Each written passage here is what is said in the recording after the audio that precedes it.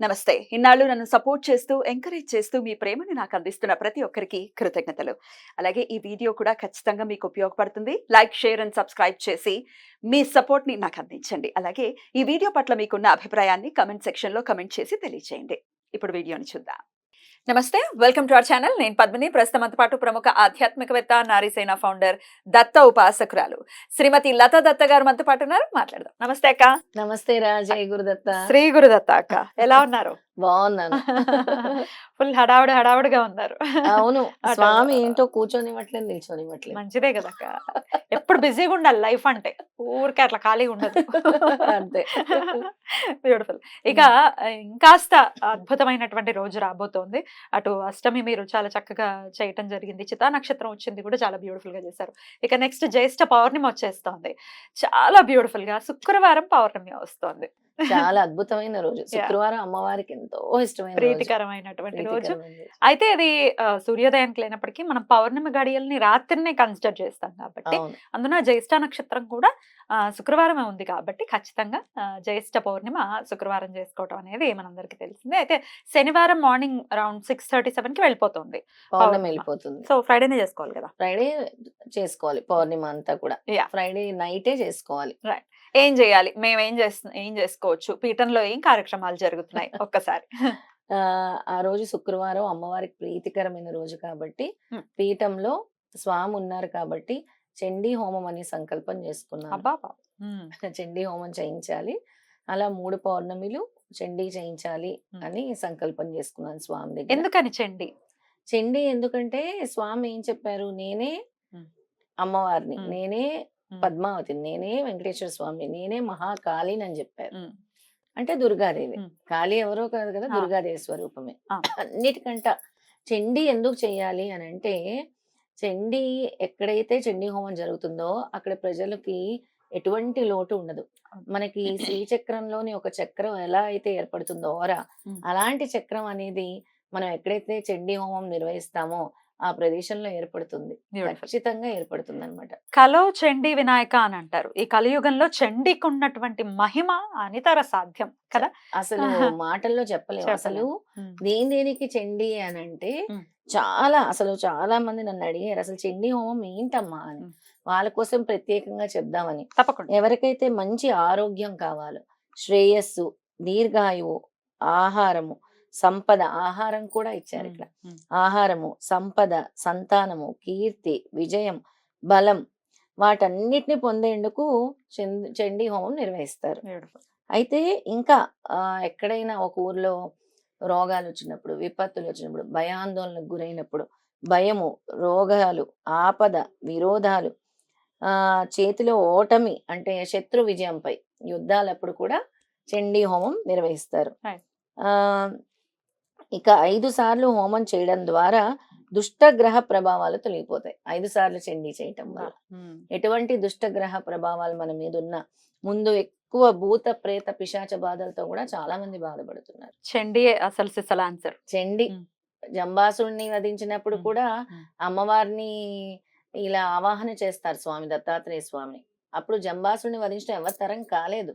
అప్పుడు అమ్మవారి మహాకాళి స్వరూపం అందులో నుంచి వచ్చి, హోమగుండంలో నుంచి వచ్చి ఒక ఏమంటారు, ఒక విపరీత శబ్దాలు చేసుకుంటూ ఆయన్ని వధిస్తుంది అమ్మవారు. అసలు ఈ అసురులందరినీ కూడా మరి సంహరించిన అమ్మవారే కదా. అమ్మవారే చేయగలరు. ఆ శక్తి ఇంకెవ్వరికి ఉండదు. అంతటి శక్తి అమ్మవారిదే. మన బ్రహ్మాండ పురాణము, దేవి భాగవతము, లలితాదేవి మహిమలను చెబితే మార్కండేయ పురాణం చండీ మహత్యాన్ని వివరిస్తుంది. మన మార్కండేయ పురాణాన్ని చండీ లేదా దుర్గాదేవి విజయాలను వివరించడంతో పాటు బ్రహ్మాది దేవతలు ఆమె వైభవాన్ని కీర్తించే శక్తివంతమైన మంత్రాల కదమమే చండీ హోమం. ఇప్పుడు అమ్మవారికి చండీ హోమం అంటే 700 శ్లోకాల వరకు ఉంటాయి. అప్పుడే చండీ వస్తుంది. ఆ శ్లోకాలతో హోమం చేయటం ఓల్డ్ అంతా అసలు చాలా మహిమాన్వితమైంది. ఎవరికి వారు అనుభవపూర్వకంగా దాన్ని గ్రహించాలి. అప్పుడు గ్రహిస్తేనే ఇది అవుతుంది అనమాట.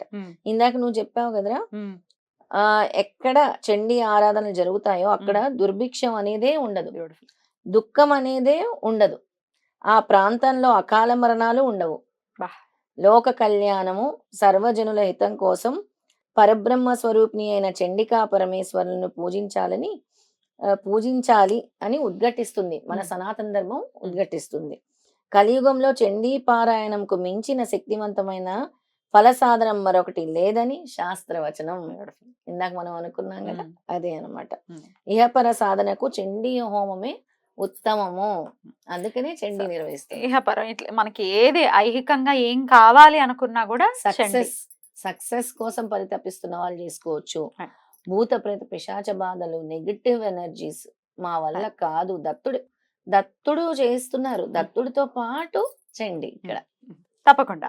అయితే ఇది ఈ చండీ హోమం అనేది పీఠంలో జరగబోతుంది శుక్రవారం ఉదయం 10 గంటలకు. 10 గంటలకి రావచ్చు, వచ్చి అందరూ పార్టిసిపేట్ చేసి ఆ హోమం చేసుకోవచ్చు. ఎటువంటి బాధలు ఉన్నా కూడా, ఇప్పుడు చెప్పాను కదా చండీ హోమము, అసలు చండీ హోమం జరుగుతుందంటేనే అందులో వచ్చి పాలు పంచుకోవటం అనేది జన్మ జన్మల అదృష్టము.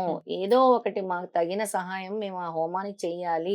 ఇది వరకు ఊర్లో చేసినప్పుడు అందరు తల చేసుకుంటూ చండీ హోమం నిర్వహించేవారు. ఎందుకు? ఆ ఊరు బాగుండాలి, వర్షాలు పడాలి, వేరే ఏమైనా కూడా దుష్టశక్తులు మా ఊర్లోకి ప్రవేశించకూడదు, అకాల మరణాలు జరగకూడదు, సంతోషంగా ఉండాలి, పాడి పంటలు పండాలి అని చేసుకునేవారు. అలా తలావో చేసి ఇప్పుడు ఏంటి అంటే పద్మిని, అందరికి కష్టం వస్తేనే భగవంతుడు గుర్తొస్తున్నాడు. మేము ముందే ఇది చేసుకుంటే మాకు భగవంతుడు కాపాడతాడు. అందుకు నిదర్శనం నేనే. ఎలా అక్క? నేను గతంలో చండీలు చాలా చేశాను. చండీ హోమాలు చాలా అంటే శత చండీ చేశాను. 100 సార్లు ఒక 5 రోజుల కార్యక్రమం పెట్టి. ఎక్కడ?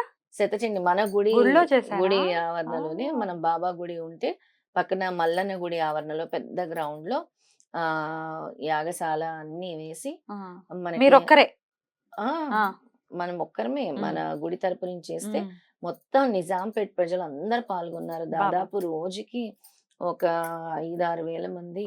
లాస్ట్ ఆఖరి రోజు అన్న సంతర్పణకు మాత్రం 10,000 మంది వరకు వచ్చారు. శతచండీ అంటే అంత పవర్ఫుల్. ఒక చండీకే ఎంత పవర్ అంటే, శతచండీ అంటే ఎప్పుడైనా మనకి ఎటువంటి ఆపద వచ్చినా కూడా అది మన వరకు రానివ్వకుండా అమ్మవారు ఇలా ఏమంటారు, త్రిశూలం వేసి కాపాడినట్టు అలా కాపాడతారు. బ్యూటిఫుల్. అయితే రోజుకి 20 సార్లు హోమం జరగడం అంతేనా? అంతే.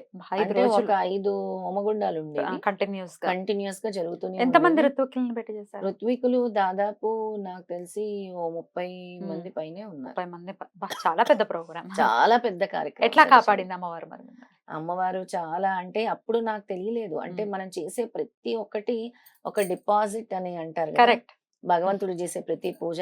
అలా మీ బావగారు ఆరోగ్య రూపంలో అమ్మవారే ఇలా వేసి 2 సార్లు ముందు బాబా దత్తుడు కాపాడిన అమ్మవారు అయ్యవారు అందరూ ఒక్కటే కాబట్టి ఆ శతచండీ ఫలితము అంటే మొన్న ఏదో ఒక రూపంలో నేను నిన్ను కాపాడాను అని అమ్మవారు చెప్పినట్టు అనిపించింది. ముఖ్యంగా హానికరమైన ఆరోగ్య సమస్యలు వచ్చినా కూడా ప్రాణం పోకుండా కాపాడేది అమ్మవారు. ఖచ్చితంగా. ఇప్పుడు పూజ చేసిన వెంటనే వచ్చేయాలి అని అనుకుంటుంటారు చాలా. అది చాలా రాంగ్. ఇట్లా ఇవ్వగానే ఇట్లా అయిపోవాలని అంటే దేనికైనా ఒక సమయం పడుతుందిగా. బిడ్డ కడపను పడిన తర్వాత 9 నెలలు ఆగాలి. 9 నెలలు ఆగాలి, ఓపికతో మొయ్యాలి కదా, అదంతా అనుభవించాలి, తర్వాతే వస్తుంది బిడ్డ. లేదండి ఇప్పుడు పడిపోయారు ఇచ్చేయండి అంటే కుదురుతుందా? ఇది కూడా అంతే.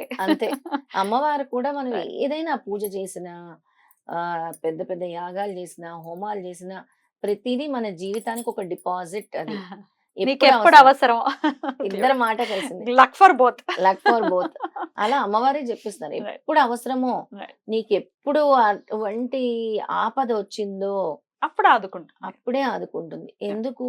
మన చుట్టూ కూడా కోవిడ్ సమయంలో అందరూ టపి టపి టపి లేచిపోతుంటే మరి అమ్మవారు కాపాడింది కదా ప్రాణం. ఖచ్చితంగా. ఎప్పటికీ అలాగే ఉండాలి. రైట్ అక్క. అయితే ఇది మన పీఠంలో జరగబోయేటటువంటి కార్యక్రమం కాబట్టి పాల్గొనాలి అనుకుంటే ముందుగా లతగారి నంబర్కి కాల్ చేసి డీటెయిల్స్ అన్ని ఇచ్చుకొని రిజిస్టర్ చేసుకోవాల్సి ఉంటుంది. రైట్ అక్క. అయితే ఇది హోమంలో పాల్గొనాలి అనుకునే వాళ్ళకి ఇళ్లలో మరి మేము ఎలా పూజ చేసుకోవాలి? చాలా చక్కగా ఇళ్లలో చేసుకునే వాళ్ళకి ఆ రోజు సాయంత్రం అమ్మవారికి చక్కగా పాలు తీసుకొని అందులో పటిక బెల్లం వేసి యాలుకల పొడి వేసి అమ్మవారికి నైవేద్యంగా పెట్టి చంద్రకిరణాల్లో కాసేపు పెట్టి అమ్మవారికి సంబంధించిన లలిత శాస్త్ర పారాయణం ఒక్కసారైనా చేసుకుంటే మంచిది. అలాగే అమ్మవారికి 9 దీపాలు పెడితే చాలా మంచిది.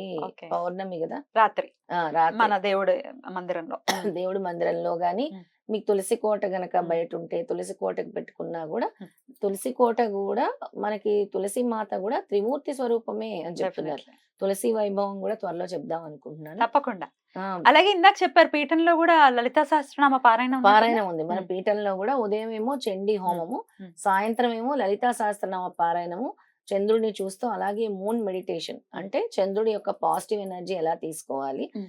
లలితా సహస్ర పారాయణం 9 సార్లు ఉమ్. అని అనుకుంటున్నాను. 9 సార్లు. అద్భుతం. చాలా చాలా అద్భుతంగా పీఠంలో రకరకాల పూజాది కార్యక్రమాలు జరుగుతూ ఉన్నాయి. చాలా వైదికంగా జరుగుతూ ఉన్నాయి. డెఫినెట్ గా ఈసారి పౌర్ణమికి కూడా చండీ హోమం జరగబోతోంది కాబట్టి చండీ హోమం. అద్భుతం. ఇది కూడా చాలా సక్సెస్ అవ్వాలని మనస్ఫూర్తిగా కోరుకుంటూ, జ్యేష్ఠ పౌర్ణమిని ఏరువాక పౌర్ణమి అని కూడా పిలుస్తారు. ఏరువాక పౌర్ణమి పాడి పంటలు పండడం కోసం అందరూ మళ్ళీ రైతన్నలు ఏంటంటే రైతన్నలు అందరూ కూడా ఈ పౌర్ణమి కోసం ఎదురు చూస్తూ ఉంటారు. చూస్తూ ఉంటారు. ఏరువాక పౌర్ణమి అని అమ్మవారిని వేడుకొని, హా. అందుకే చూడు చాలా మందికి పొలాల్లో కూడా అమ్మవారు ఉంటుంది ఉమ్. చివరికి, ఉమ్. గ్రామ దేవత గ్రామ అమ్మవారు. దేవత. ఆ అమ్మవారిని చక్కగా కొలుచుకొని ఉమ్. దీపాలు పెట్టుకొని ఉమ్. అమ్మవారికి ఏదైతే ఉంటుందో అన్ని సమర్పించుకుంటూ ఉంటారు. ఈ ఆ. ఏరువాక పౌర్ణమికి కూడా అమ్మవారికి మొక్కులు తీర్చుకోవటము, అమ్మవారిని ఆరాధించటం కూడా చేస్తూ ఉంటారు. ఈ సందర్భంగా రైతన్నలు సుభిక్షంగా చల్లగా ఉండాలని మనస్ఫూర్తిగా కోరుకుంటూ చాలా చక్కగా వివరించారక్క. కృతజ్ఞతలు. ఎవరైనా రిజిస్టర్ చేసుకోవాలంటే చండీ హోమం కోసము ఉమ్. రిజిస్టర్ చేసుకోవచ్చు. రిజిస్టర్ మన చేసుకోవాలి. ద్వారా Yeah. రిజిస్టర్ చేసి పాల్గొనొచ్చు. థ్యాంక్ యూ అక్క. నమస్తే. జయ గురుదత్త. శ్రీ గురుదత్త.